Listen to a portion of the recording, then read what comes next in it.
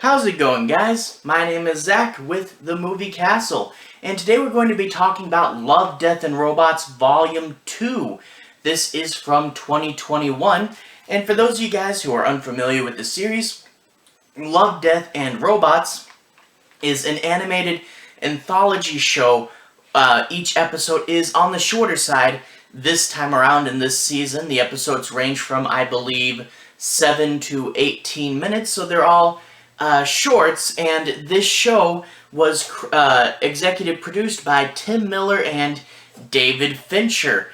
According to Hollywood Rumor, allegedly this show was originally planned to be a heavy metal show. Heavy Metal, the comic, and then later became the animated film, and they just they couldn't get the rights to it, so they kept their idea but made it into its own IP.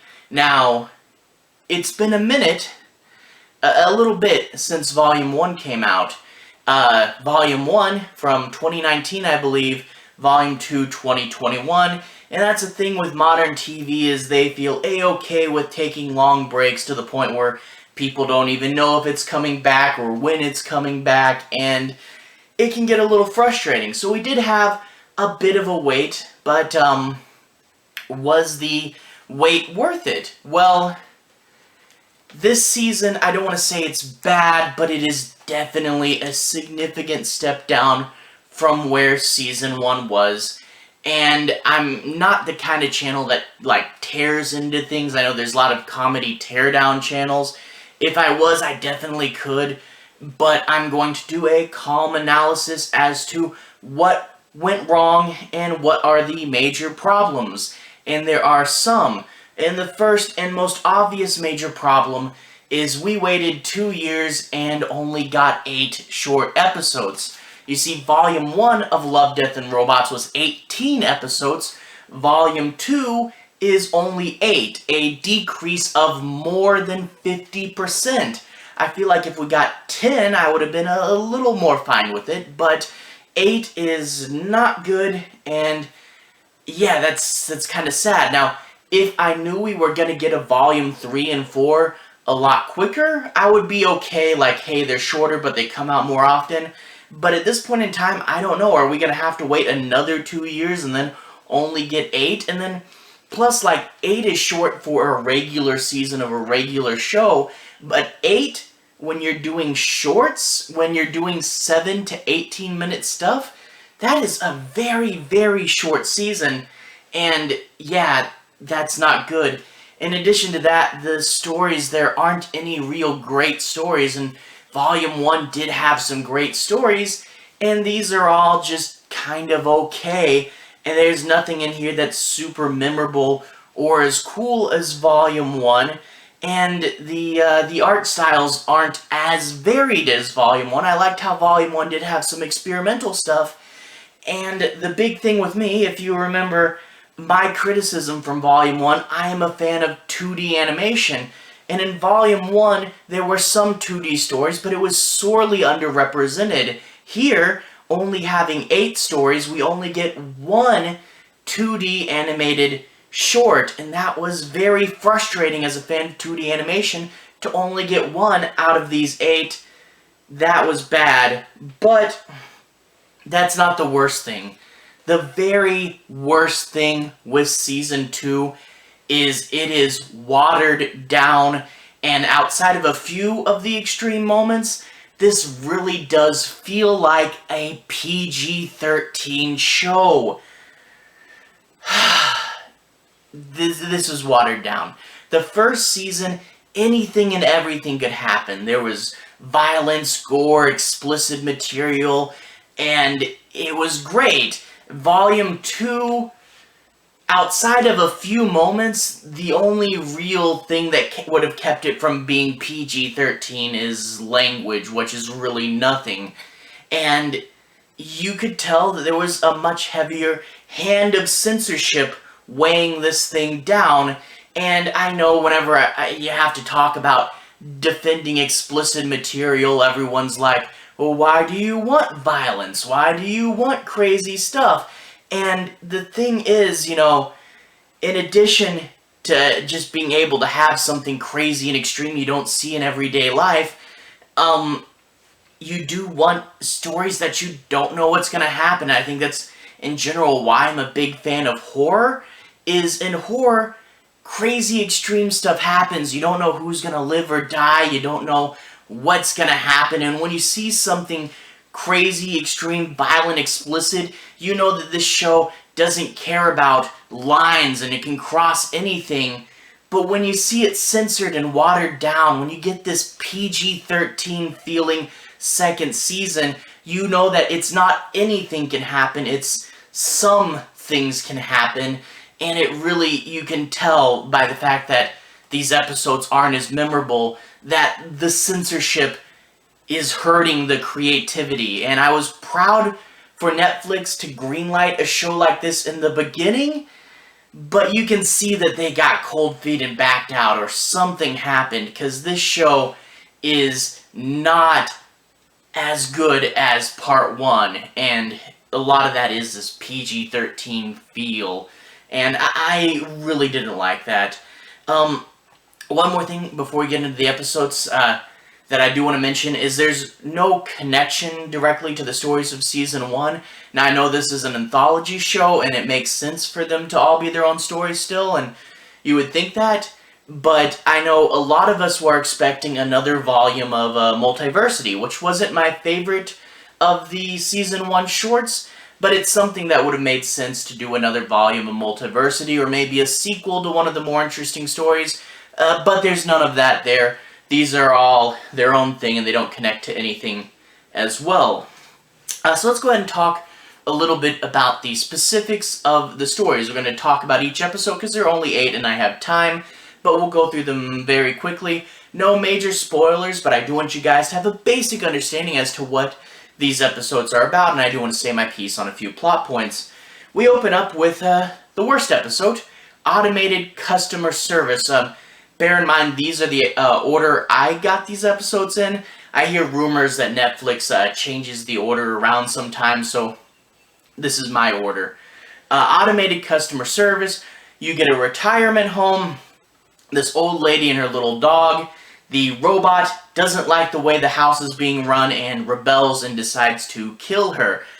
This story thinks it's way funnier and more creative than it actually is. It's actually not even the only killer maintenance robot in this season, but I mean, I read Tales from the Crypt Murder Maid, and that had a similar concept, and it's really not that unique of a concept, and this episode just, it's going for comedy and never made me laugh.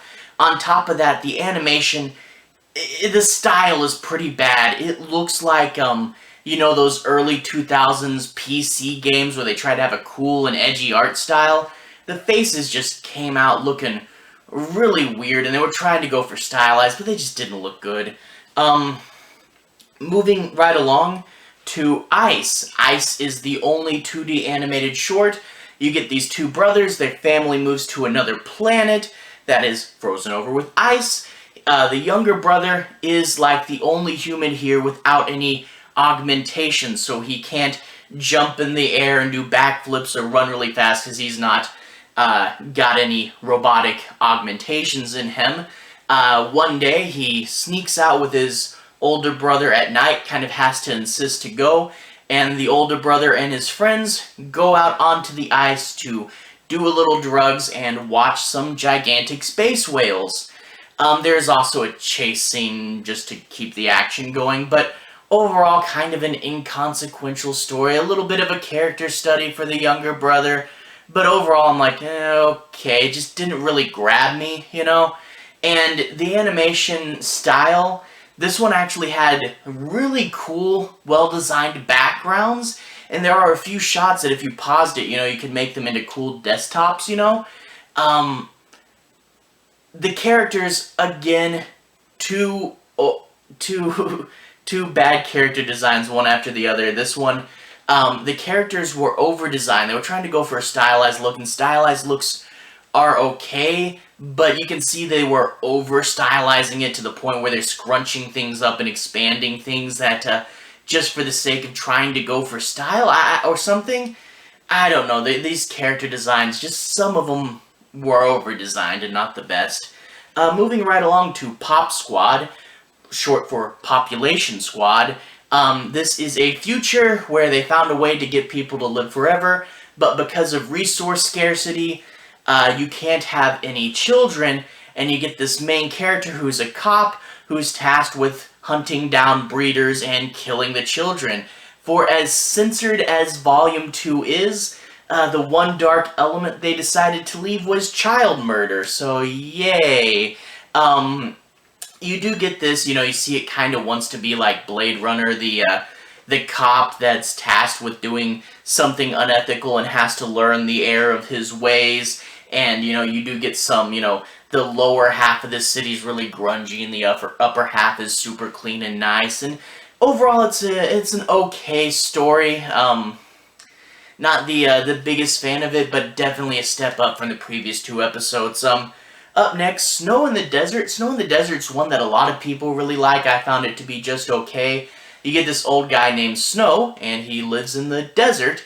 The planet he's on has a big water shortage, and there's like, they're at a bar, and the waitress brings over his drink, and she has to undo like a lock on the top so no one steals the drink from her. It's an interesting enough world, but then you meet the character Snow, and Snow has some sort of genetic difference with him where he lives forever. You can tell he looks kind of old, but he's been alive for hundreds and hundreds of years, and this gangster wants him because he wants the secret of eternal life, and also this girl who works for the government on Earth wants him because she also wants the secret of eternal life, only she doesn't really want to kill him, so overall the better of the 2 options there. It's got some cool fight scenes and stuff, and it is, again, another step up, but I don't quite get why people are falling in love with this episode. It's again, okay. Up next, one that I really did like, In the Tall Grass. Just the Tall Grass, actually, no N. That is kind of confusing. Netflix themselves made a movie based on, I think it was Joe Hill and Stephen King, In the Tall Grass, which is about people who go into the tall grass and strange and mysterious things happen to them. This is no N, just the tall grass, and it's about this train that the boiler loses steam, and they have to pull over for a minute and get the engine going again. This one guy steps out for a smoke, sees strange lights in the tall grass, and wanders into strange and mysterious things. This is the only episode here by Joe Lansdale, who in Season 1 had like 3 or 4 episodes based on his work, and it's cool to see him back. I just wish they had, more episodes to do more of his stories. This is a horror-centric episode, and I, as a horror fan, really like that. Some cool creatures in the tall grass, a cool setting, wandering around not knowing where you're going, and a train. I gotta love trains. But it's the cool, wake up on the train, everyone else is asleep, find something mysterious just outside. Kind of a standard story, but really fun. And I do wonder, with the title similarities and the fact that this is Joe Lansdale, a prevalent author, versus In the Tall Grass, which is Stephen King and Joe Hill, other prevalent authors. I wonder if this is part of some sort of collab, like if this was a prequel to In the Tall Grass. I wonder if they did it intentionally. If anyone knows more about the connections of those 2 stories, I'd like to hear them. Anyway, moving along to And All Through the House. And All Through the House, 2 kids wake up on Christmas morning, and they hear something downstairs that they think is Santa Claus, but it's in the shadows and a little mysterious, so is it actually going to be Santa Claus? A cool Christmas horror story, and it's cool to have stuff for the holidays. Kind of odd watching it now when it's not Christmas time, but definitely I'll want to go back and rewatch this around Christmas time. Part of me wishes that they had saved this and did a few other Christmas ones and released it as the Love, Death, and Robots Christmas special, but overall, pretty fun. The animation is a little more childish, which ties into the Christmas theme, but you also get the contrast with the creepy thing that's downstairs, and a very fun creature design. I really did like this episode. I'd say it's one of the best. Moving along to Life Hutch. This one stars Michael B. Jordan, a great actor, one of the better actors working right now. And Michael B. Jordan, his ship is crashing. He goes into an emergency shelter down on this planet, but of course, something's wrong with this emergency shelter. Overall, a pretty cool story.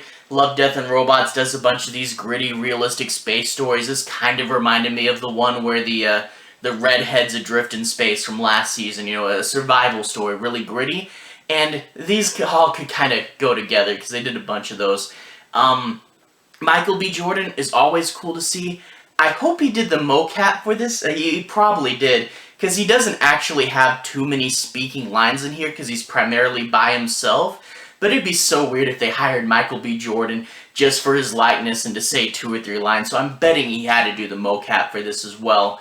But anyway, a cool survival story. This does feature strange flashbacks. Like at the beginning, he's crashing down on this planet with a smoking ship, and then it keeps flashing back to why he crashed, and surprise, surprise, he was in a fight and he got shot down. It's not really a big reveal or any strange twist, so I don't know why this story wasn't arranged in order, and I don't know why they bothered to flash back, really, because it's not really a twist. It's just, oh, that guy who was shot down? He was shot down. It's weird, but overall, a pretty good episode. Last one, actually. This one was actually adapted from its source material and directed by Tim Miller, so this is the one he stepped in and did. And this is The Drowned Giant. You get this guy who's a scientist, probably from a nearby university or something, and on the coast, a giant body is washed ashore, which is a really fun play on him. In real life, strange stuff washes up on the shore all the time, and it's cool to see a sci-fi twist on that, where it's just a giant guy washed up on the beach. And the story goes on, and as he rots, and people will climb on him and play with him, and then leave graffiti on him or take big pieces of him away, and then, of course, just the sea had taken its toll on him, and he's an organic body. He's going to rot and decay, so you get those themes there. It's a pretty good episode, not the best, but, the idea that things are rotting away, you get the sense of time moving on, and some cool themes there. One major flaw, though, this guy, he's talking and he's using his, big professor language, but early on in the episode, he looks at the guy's face and he comments about the facial structure and makes assumptions on his personality based on his facial structure. Like, oh, his chin and nose, he's probably a very dignified man. That's very bad. There has been lots of times in history where people use pseudoscience to look at someone's features and make determines usually about a whole race of people based on facial structure, and that's not really what they're trying to go for in this. They're just trying to build the giant's character, but there has been some times when science in the past has looked at facial structure and made assumptions about people, and like I said, typically whole races of people. I know it's not what they're going for, and I don't really want to judge them, but just note that in the past, this has been something that's very, very bad, and I didn't like to see it here. But again, that's not really what they were trying to say, but let's just say people like to pretend that science has always been this big, good thing. It has been used for atrocities in the past, and this is just a little bit too close. Again, not what they were going for, but I can't help but see it. Anyway, that's all the episodes. The overall score, there were 0 great episodes, but I have to say there were 3 pretty good ones. I did like In All Through the House, I did like In the Tall Grass, and I don't know, Life Hutch was pretty good. But the others, out of that, 4 of them were just okay, and not bad, totally watchable, but just okay. And then there's one bad one, Automated Customer Service, I just didn't like. So overall, less episodes, not as good and censored. Overall, this season was okay. I'm hoping we get Volume 3 sooner. I'm hoping the stories are better, and I'm hoping they don't censor it again. Overall, okay, but we had to wait 2 years for this. It's shorter, and it's not as good, and it's watered down, and I run the risk of rambling. Anyway, Love, Death, and Robots Volume 2 was okay. Might as well watch it, but not the best. You know, watered down, not as long, and the stories weren't as good, but whatever. Anyway, I'll put, to everyone who's watched so far, thank you for watching. To everyone who's liked and subscribed, thank you, you're really helping the channel out. I'll put a relevant playlist on the bottom. If you want to see more, you can see more there.